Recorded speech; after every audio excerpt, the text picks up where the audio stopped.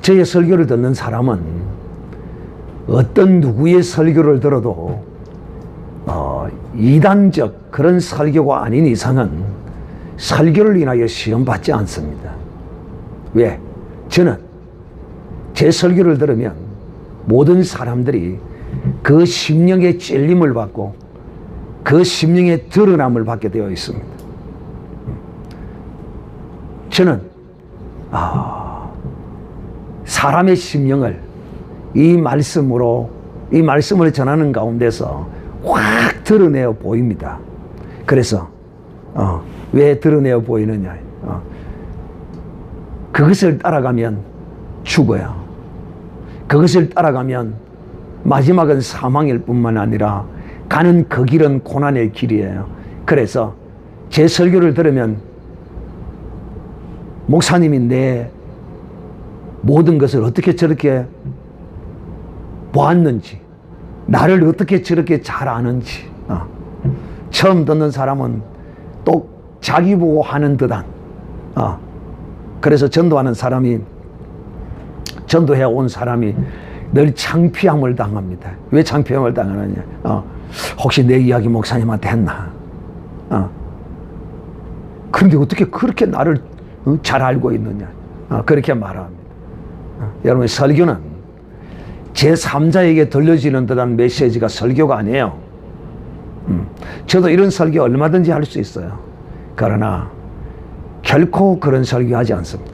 듣는 모든 사람이 오늘 목사님이 내게 말씀하시는구나, 나의 이 인간적 육신적 내 성정의 모든 것들을 다 드러내시는구나, 그리고 이 말씀을 듣고 깨달으며 그걸 버리고 새 사람을 입고 그리스도로 옷 입는 이런 복된 사람이 되기를, 이런 원하는 마음으로 제가 여러분에게 이 메시지를 전하는 거예요. 그러니까 늘 들어도 어떤 사람은 늘 목사님은 내게만 말씀하시는구나 라고 듣는 사람도 있을 것입니다. 한편으로 참 죄송하게 생각합니다. 그렇지만 이것은 특별히 주께서 내게 주신 은사이기 때문에 내가 이것을 버릴 마음은 0.1%도 없습니다. 이것은 내게 주신 은사예요. 은혜예요. 우리 서성 목사님이 똑 이와 같은 패턴으로 설교했기 때문에 제가 그 모습을 저도 모르게 그것을 그대로 받은 것 같아요. 바로 그 심령폐부를 드러내는 그 설교 말이에요. 어쨌든 참 저는 누구든지 어떤 모든 설교자들이 자기의 설교를 가지고 있어야 돼요. 자기의 설교. 이걸 흔히 말하기를 자기 도끼를 가져야 된다고 그래. 도끼. 선지자 하나가 도끼를 가지고 나무를 하다가 도끼 자루에서 빠져가지고 물속으로 들어가 버렸어요. 성경에 그런 거 있죠. 기억납니까? 그래서 선지자가 도끼 자루를 탁 던지니까 그 도끼가 날이 칵 박혀서 물 위에 떠올랐다 이게 있어요. 이게 우리에게 무엇을 말하느냐 하면 자기 도끼를 가져야 된다, 이런 설교자들이 이걸 인용해서 말씀하기도 하죠. 저는 저의 확실한 도끼를 가지고 있어요. 저의 연장을 가지고 있다. 즉 다시 말하면 저의 특색의 설교를 가진 자라 이 말입니다.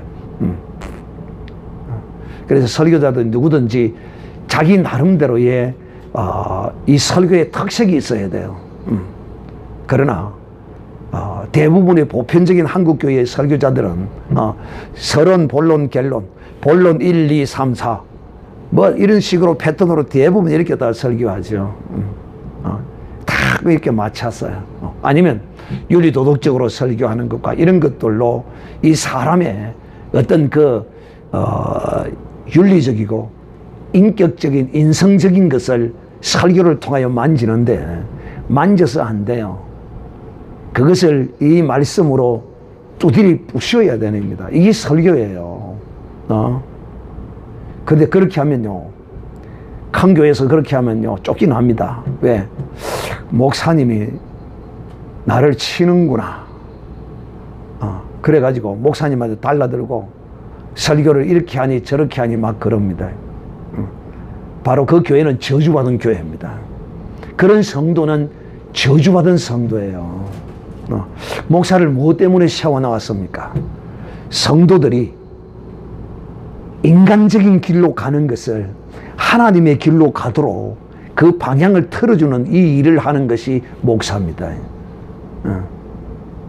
그러니까 이 설교를 들으면 전부 내한테 하는 것 같고, 그래서 이 설교자가요, 여기서 딱 설교를 하면요, 말씀을 전하면 여러분의 표정 하나를 탁탁 보면요, 오늘 목사님이 또 내게 설교를 하는구나, 그런 것들이 다 보면 여기서 보면 느껴져요. 하보영 성도, 네. 처음 와서 설교 들을 때 전부 내게 하는 듯한 설교 같지 않던가요? 전부 다 모르겠어요? 아니, 전부 다 전부. 참 내가 뭘 알고 그렇게 하는 게 아니에요. 의도적으로 하는 게 아니에요. 그냥 성령께서 덕덕 터치해 나가시는 거예요. 어쨌든 오늘 이 밤도 히브리서 성경 읽었습니까? 안 읽었습니까? 히브리서 10장 26절부터 31절까지의 말씀입니다. 기록된 하나님의 생명의 말씀을 오늘 이 밤에 여러분에게 전가하고자 합니다. 오늘 드릴 말씀의 제목은 구원주 심판주. 우리 주 예수 그리스도는 구원주이실 뿐만 아니라 심판주시다. 오늘 이 말씀의 배경은 바로 지난주의 말씀이 바로 이 말씀의 직접적인 배경이 되고, 이 히브리서의 전체적인 성도들의 삶의 신앙의 그 형편이 바로 오늘 이 설교의 이 말씀의 배경이 되는 것입니다. 그 말이 무슨 말이냐면, 지난주에 여러분은 예수님의 피에 예수님의 이 보혈의 담대함에 대하여 여러분은 이 말씀을 들었어요. 예수님의 피가 있는 사람은 담대함으로 감히 겁도 없이 이 피를 가지고 어린 아이처럼 하나님의 지성소에 들어가는 이런 담력을 얻게 되는 것입니다. 이 피가 무엇이길래, 이 피가 무엇이길래 그 죄인된 이 악하고 추하고 더러운 이 죄인이 이 피를 가지고 거룩하신 하나님 그 영광의 보좌 앞으로 나아갈 수 있는 능력은, 그 담대함은 바로 예수의 피에서 나온다는 것입니다. 그러므로 사랑하는 자들이여, 지난 주일에 수요일에는 이 예수의 피를 가진 사람은 하나님의 거룩한 지성소에 담대함으로 들어갈 뿐만 아니라 이 세상의 모든 권세와 세상의 모든 것들을 향하여서도 담대하게 이 피를 가지고 대적하고 싸울 수 있어야 한다라고 여러분에게 말씀을 전거했습니다. 만약에 내가 예수의 피를 가졌노라, 예수의 피를 믿노라 하면서도 이 세상 권세에 굴복하는 자라면 하나님의 거룩한 지성소, 하나님의 보좌 앞에 이르지 못할 수 있다는 사실을 아셔야 된다고 여러분에게 경고했습니다. 왜? 모이기를 패하는 어떤 사람들과 같이 하지 말라는 것입니다. 왜 모이기를 패합니까? 권세자들이 두려워서 모이기를 패했기 때문입니다. 오늘 이 말씀을 바탕으로 이 밤에 우리가 믿는 예수님은 구원주요 심판주시다. 우리에게 구원만 주시는 분이 아니라 바로 그분이 우리를 심판하기도 하신다는 사실을 이 밤에 완전히 알고 심판주 앞에 서되 형벌의 심판주 앞에 서는 것이 아니라 상불의 심판주 앞에 서는 여러분 되기를 주님 예수의 이름으로 축복합니다. 자, 먼저 우리가 진리를 아는 지식을 받은 후 짐짓 죄를 범한 적 다시 속죄하는 제사가 없고, 이 무슨 뜻이냐면 여기서 우리가 진리를 아는 지식을 받은 진리를 아는 지식을 받은 것이란 뭐냐? 바로 진리는 예수 그리스도십니다.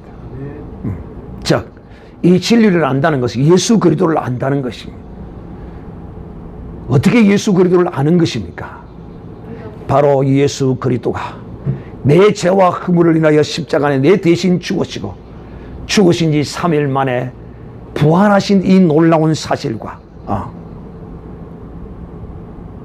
다시 오실 것이라는 이 약속을 믿는 이 사람, 이것이 바로 진리를 아는 지식을 가진 사람, 예수를 아는 지식을 가진 사람입니다. 그러나 믿지 않는 사람은 이런 지식이 없어요. 이걸 아는 사람을, 진리를 아는 지식을 가진 사람에, 곧 예수를 아는 지식을 가진 사람이라는 거예요. 여러분은 이 진리를 아는 지식을 가졌습니까? 진리는 뭐가 진리지요? 예수님이 진리시요, 하나님이 진리시요, 성령님이 진리시요. 이게 진리세요. 그런데 오늘 이 진리를 믿고 이 진리를 배반하는 것을 이 밤에 이 말씀하고 있는 것입니다. 다른 어떤 그 생활적인 측면에서의 윤리 도덕적인 측면에서의 어떤 것을 말하는 것이 아니라, 이 시대는 예수 믿는 것이 목이 왔다 갔다 하는 이런 시대입니다. 이런 시대를 사는 거룩한 성도들에게 너희가 진리의 지식을 가진 사람이 이것을 버리면 죄가 된다는 것입니다. 근데 이 죄는 어떤 죄냐 하면 이 죄는 다시 용서받을 수 없는 죄입니다. 여러분, 저는 여러분에게 참 이 복음적인 설교자입니다. 복음적인 설교자야. 그 말이 무슨 말이냐면 은혜를 강조하는 설교자입니다. 두려운 하나님, 무서운 하나님, 이런 하나님을 전가하는 사람 아니란 말이에요. 하나님은 우리를 사랑하시고, 하나님은 우리의 모든 죄를 용서하시고, 또 우리가 그리스도 안에서 혹 허물이 있으면 그 은혜의 보좌 앞으로 나아가면 어린 양 우리 주 예수 그리스도께서 우리의 중보자가 되셔서 우리의 이 모든 죄를 하나님 앞에 일일이 고하시고, 그 십자가에 못 박혔던 손과 발과 허리와 이 모든 흔적을 보이시고 우리의 허물을 용서하시고 계시는 은혜의 주님, 그 은혜의 보좌를 늘 여러분에게 강조하고, 또 이 보좌 앞으로 나오기를 조금도 두려워하지 말라고 그랬습니다. 어떤 죄든지 용서받을 수 있다고 했습니다. 자, 좀 이 표현이 여러분이 좀 믿음을 온전히 갖게 하기 위해서 제가 좀 가능하지 않는 그런 사례를 여러분에게 한번 들어보도록 하겠습니다. 자, 묻겠습니다. 사람 1억 명을 죽였습니다. 용서받을 수 있을까요? 자, 없을까요? 자, 용서받을 수 있다 1번, 받을 수 없다 2번. 손가락으로 이렇게 한번 펴주시기 바랍니다. 사람 1억 명을 죽였어요. 하나님 앞에 용서해달라고 하면 하나님이 용서해 줄까요? 안 해줄까요? 1번 용서해 준다. 2번 사람을 1억 명이나 죽인데 어떻게 용서해 줘? 2번. 그렇게 들면 볼펜하고 손가락하고 2개잖아. 네, 됐어요. 야, 말기 잘 알아들으시네요. 참 말기 잘 알아들으셨어요. 여러분은 이 은혜의 복음을 제대로 받은 사람이에요. 은혜의 복음을 제대로 받은 사람이라면 그 은혜를 결코 헛되이 하지 않는 사람입니다. 나는 은혜를 제대로 받았다. 10번 시작. 나는 은혜를 제대로 받았다. 나는 은혜를 제대로 받았다. 나는 은혜를 제대로 받았다. 이 은혜는 바로 예수 그리스도를 아는 놀라운 지식인 것이죠. 그런데 다시 한번 이야기합니다. 우리가 짓는 모든 죄, 용서받지 못할 죄 거의 없습니다. 딱 하나입니다. 딱 하나. 용서받지 못할 죄는 뭐냐? 바로 예수의 이름을 배신하는 것입니다. 사람 앞에서 예수 믿는 믿음을 배신하는 것입니다. 예수님을 부인하는 이거는요, 다시 살 수 있는 길이 없어요. 길이 없어. 왜?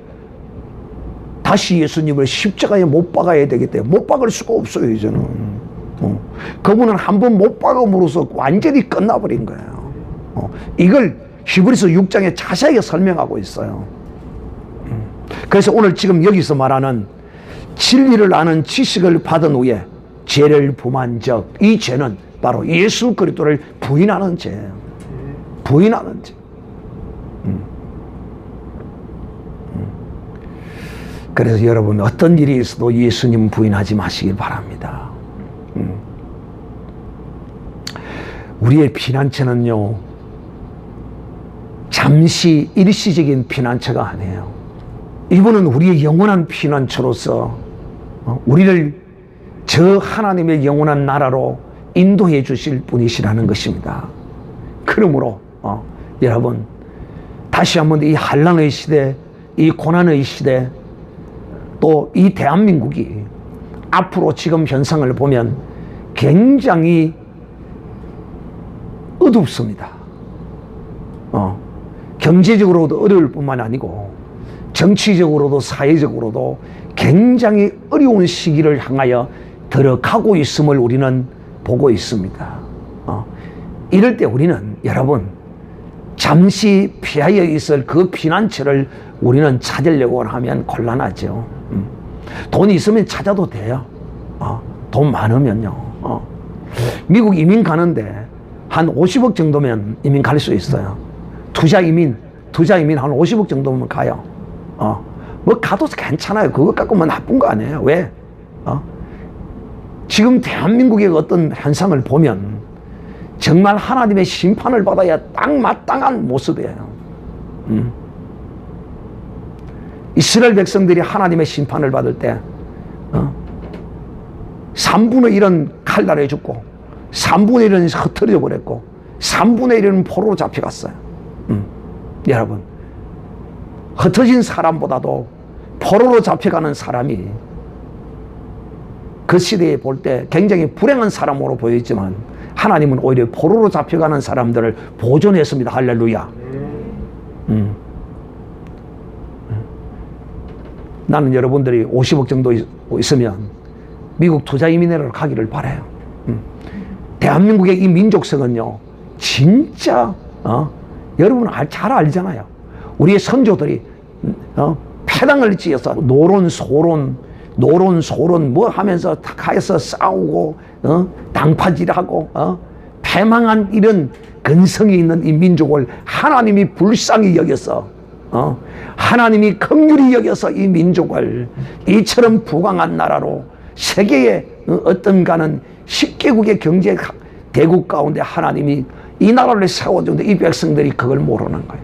무엇보다도 특히 믿는 하나님, 믿는다고 하는 믿음의 하나님의 사람이라고 하는 사람들, 특히 주의 종이라고 하는 사람들이 오늘 이 한국교회에 그야말로 하나님을 기쁘시게 하지 않는 이런 짓을 행하고 있다 이 말입니다. 그래서 저는 개인적으로 여러분이 한 50억 가지고 있으면 이민이라로 가서 이런 불안한 이런 나라 속에 살지 아니하고 편안하게 주님 섬기며 주의 선한 일 하면서 믿음으로 사시기를 바라요.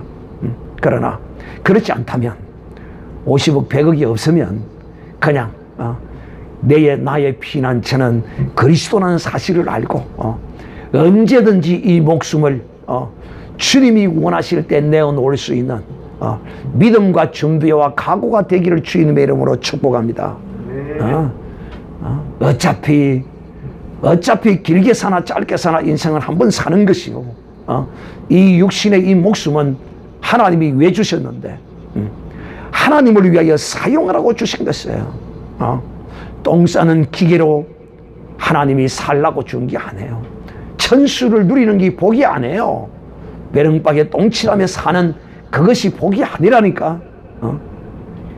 그러므로 우리의 피난처는 예수 그리스도라는 사실을 영원한 피난처에 기회만 되면 미련 없이 그냥 훌훌 들어갈 수 있는 이런 우리가 되어야 된다 이 말입니다. 저는 이것을 위해서 늘 기도하고 있습니다. 지난번에도 이야기했죠. 저는 이걸 위해 기도하고 있다고.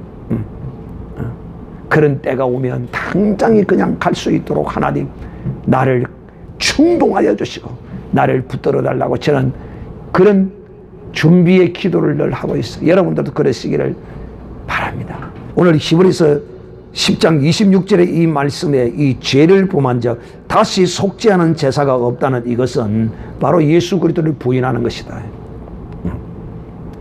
어떤 일이 있어도 예수를 부인하는 죄는 지어서는 안 됩니다. 그런 거 보면 왜 예수를 부인하냐 하면 결국은 두려움 때문입니다. 두려움 때문이에요. 그러니까 이 두려움은 예수의 피가 없는 뭐라고 했죠? 두려움은 예수의 피가 없는 뭐라고 했어요? 증거예요. 그러니까 예수의 피가 있나 없나 하는 그 증거는 바로 예수의 이름 앞에 두려움이 없는 그 사람이 바로 예수의 피를 가진 사람이다. 그 다음 26절에 보겠습니다. 자, 27절. 오직 무서운 마음으로 심판을 기다리는 것과 대적하는 자를 소멸하는 맹렬한 불만 있으리라. 이야, 참 무서운 이야기다. 무서운 이야기다. 여러분, 우리가 이 땅에서 잘 들으시기를 바랍니다. 우리의 목숨을 위협하는 자들이 우리의 목숨을 빼앗을 때 당하는 그 고통과 그 아픔과 하나님의 이 맹렬한 불의 이 심판과는 비교가 안 됩니다. 비교가 안 돼요. 또 그리고 그 순간이 어떤 순간이 우리의 목숨을 빼앗기는 그 순간이 되게 뭐 그럴 것 같는데 실상은 그렇지 않아요. 왜? 첫째는 예수 이름을 두려워하지 아니하고 사람 앞에서 그 이름을 시인할 때는 하늘의 천군과 천사들이 그 순교의 현장에서 도와주십니다. 절대 내 혼자 당하지 않아요.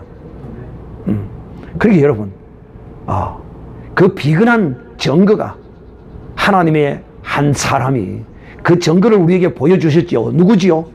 서대반. 여러분, 야, 대단하네. 그리고 여러분, 순교의 신앙이 완전히 지금 준비가 됐네요. 준비된 사람만 이 손가락으로 한번 이렇게 포려보세요. 안 된 사람은 가만히 있고. 우리 대의가 준비가 됐다. 야, 이거 정말 대의가 준비된 사람 다 된 거야, 이거. 이야. 우와, 서대만을 안다니. 이거 정말 여러분 기적이다, 이거. 서대만을 안다니. 서대만을 안다니. 하나님이 그 순교의 그 현장에서 하나님이 도우시니까 도로에 맞아서 피를 흘리며 죽어가면서도 그 얼굴이 어땠다고 했어요? 광채가 나고 천사와 같이 빛나더라. 할렐루야. 마치 죄송합니다만 마치 돌이 날아와서 나를 때릴 때 스펀지 공이 때리는 것처럼 느낄 수도 있어요. 깨어져서 피는 날지 몰라도 하나님이 도와주신다니까.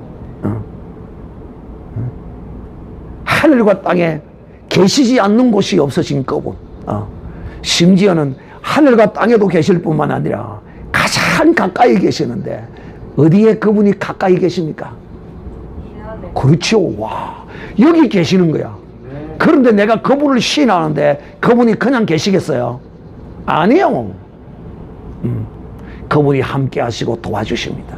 그리고 영원한 영광의 나라로 나를 인도해 주시는 거예요. 그러니까 여러분, 그 순교의 어떤 죽음을 당할 때의 그 고통과 아픔과 그런 것에 대해서 두려움 갖지 마세요. 하나님이 도와주신다는 확실한 믿음을 가지고 서대반을 생각하세요. 서대반을 생각하시면 그 잠깐 당하고 그냥 하나님의 영광의 품으로 안기는 겁니다. 그러나 그렇지 아니하면 어떻게 된다고 이렇게 우리에게 경고하느냐면 무서운 마음으로 심판을 기다리는 것과 이 심판을 기다리는 것. 여러분은 이 심판을 기다리는 이 고통을 여러분은 무슨 뜻인지 못 느끼겠죠. 바로 이겁니다. 이게 뭔 뜻이냐면 매도 먼저 맞는 놈이 낫다. 그런데 여러분 그걸 군대 가보지 않는 사람은 실감을 못하는 게야. 왜냐? 군대 가면 줄 빠따라는 게 있어요. 줄 빠따.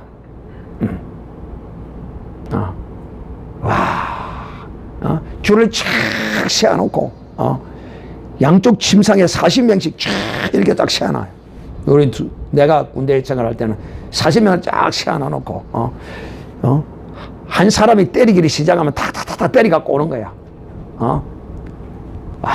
참 힘쓸 때도 더럽게 없는 놈이 있어.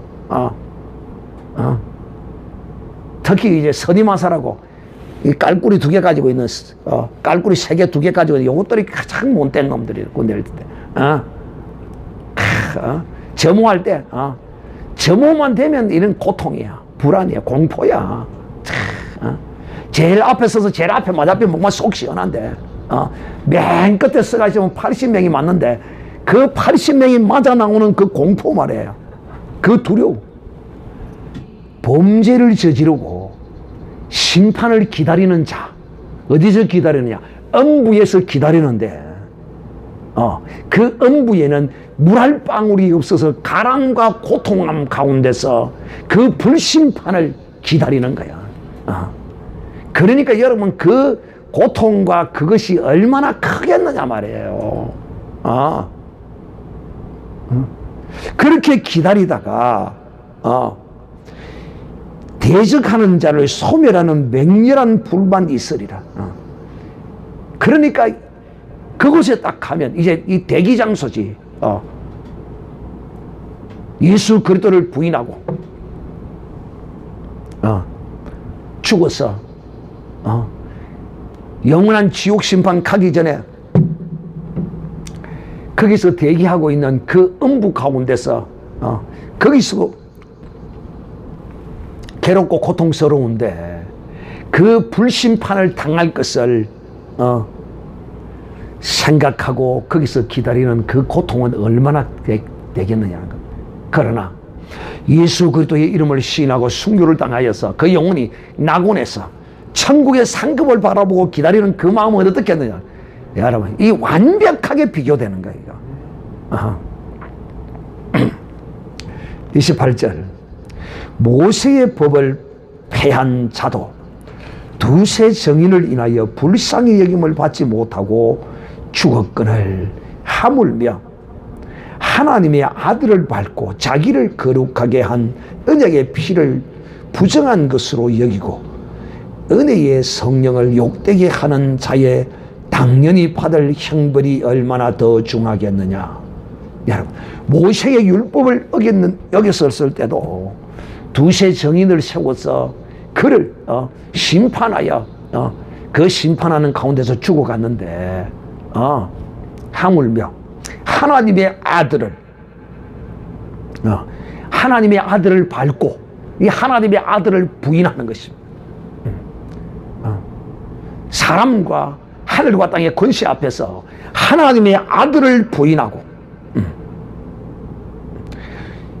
자기를 거룩하게 한 이 언약의 피를 부인하는 것입니다. 예수 그리스도를 부인하는 것은 언약의 피를 버린 것이요 언약의 피를 버린 것이죠. 예수 그리스도를 부인하면 언약의 피를 부정한 것으로 여기는 것이요 언약의 피를 버린 것이요. 또한 가장 큰 것은 뭐냐면 성령을 욕되게 했다. 성령을 해방했다. 여러분 성령 해방에 관해서는 성경에 여러 가지 신학자들의 학설이 있지만은 오늘 여기서 말하고 있는 이 성령의 해방의 어떤 의미는 바로 예수 그리스도를 부인하는 것이 성령을 해방하는 것이다. 근데 불신자들은 사실상 성령을 해방하고 자시고 할 것도 없죠. 왜? 그들은 성령이 없으니까. 그래도 어떤 성경 해석자들은 이렇게 성경 해석합니다. 불신자에게도 성령이 그들에게 증거하는 것을 부인했기 때문에 결국은 우리가 전도하는 것도 성령께서 역사하심으로 행하는 것이기 때문에 그것도 전도를 부인한 것도 성령 해방죄다. 증거할 때 예수를 믿으라고 증거할 때 부인하는 것도 성령 해방죄다. 그 말도 맞는 것 같아요. 그러나 오늘 이 본문에서는 뭡니까?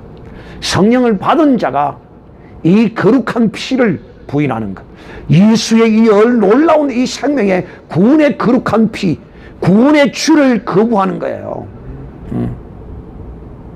구원의 주를 배반하면, 구원의 주를 버리면 심판을 받는다는 것입니다.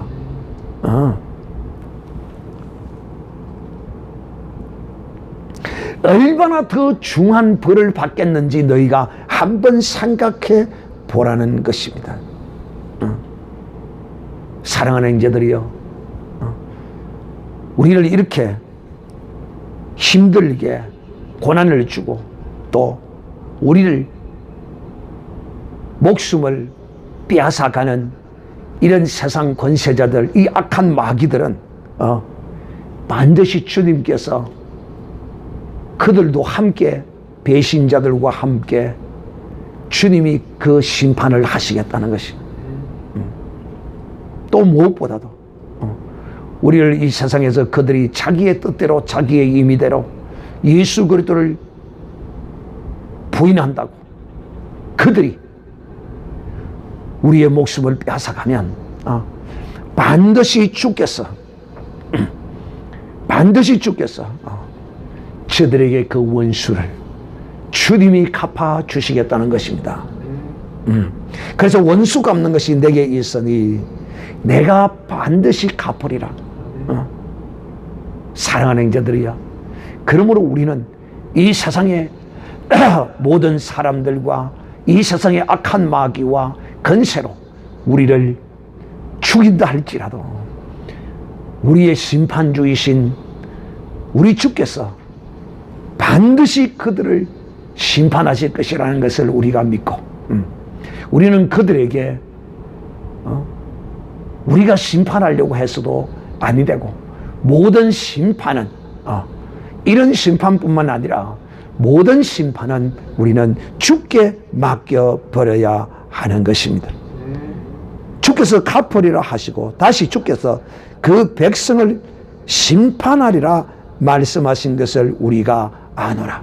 그러니까 이런 악한 마귀에 쓰임받는 그런 사람도 심판할 뿐만 아니라 또한 주님을 배신한, 그 이름을 배반한 이 언약의 피, 이 생명의 피, 이 하나님의 이 놀라운 은혜의 영생의 거룩한 피를 부인한 이 사람도 주님이 반드시 심판하시겠다는 것입니다.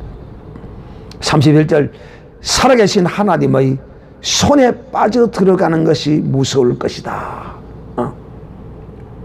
그러나 여러분, 살아계신 하나님의 손에, 심판의 손에 들어가는 것이 낫습니까? 마귀에 그냥 목숨 내어 줘버리는 게 낫습니까? 마귀에게 그냥 목숨 내어 줘버리는 것이 비교할 수 없다. 참 이 목숨이 영원한 것 같으면 또 어느 정도 안 죽으려고 몸부림치는 것 같으면 이해가 돼요. 그런데 결국은 어느 때인가 누구도 어느 때는 반드시 이 목숨은 한번 다 누구든지 버리고 가야 될 것이야. 그런데 그거 뭐 조금 버리고 늦게 버린다고 무슨 큰 차이가 있겠느냐 말이에요. 그래서 사랑하는 형제들이요, 하나님의 이 심판의 손에 들어가는 것보다 마귀와 이 세상 권세자들의 손에서 그냥 목숨 떼어줘 버리고 영생 얻는 것이 천배 만배 그 무엇으로도 비교할 수 없는 큰 은혜가 됐다는 사실을 기억하고 저들이 잠시 잠깐은 이 세상에서 그 권세를 가지고 막 휘두르고 권능을 부리지만은 그러나 그것도 다 한때다. 지나가면 하나님이 그들도 심판하게 될 것입니다. 사랑하는 형제들, 오늘 이 대한민국에 이 인민민주주의 세력들이 민주화라는 탈을 쓰고 국민들을 속여서 지금 공산주의 사상으로 이 국민들을 물들이고 지금 있지만은 또 언젠가는 이렇게 행한 이 악한 자들이 이 대한민국의 헌법과 이 정의에 심판을 받을 날이 오게 될 것입니다. 그래서 우리는 반드시 그런 지도자들을 우리는 뽑아서 이 나라를 다시 한번 이 국민들이, 대한민국 국민들이 국가 정신을 정말 바로 가질 수 있는 그런 날이 올 수 있도록 우리는 다음 대선에서 정말 바른 지도자를 뽑아야 할 것입니다.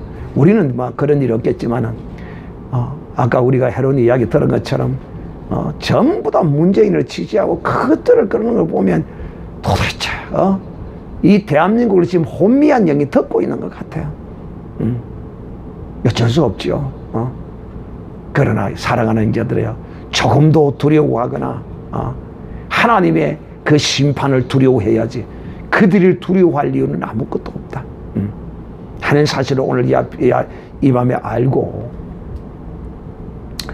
우리 주는 우리를 구원하실 뿐만 아니라 심판까지도 하시는 분이신데, 우리는 과연 하나님의 형벌의 심판에 들어갈 것인가, 상급의 심판에 들어갈 것인가? 바로 이 상급의 심판에 들어가는 복된 자가 되어야 할 것입니다. 그 형벌은요, 영원한 형벌이며 그 형벌은 피할 수가 없어요. 하나님의 이 심판의 손에 빠져들어가는 자가 아니라 하나님의 상급의 거룩한 손에 들어가는 이런 복 있는 믿음의 사람들이 되시기를 우리 주 예수님의 이름으로 축복합니다.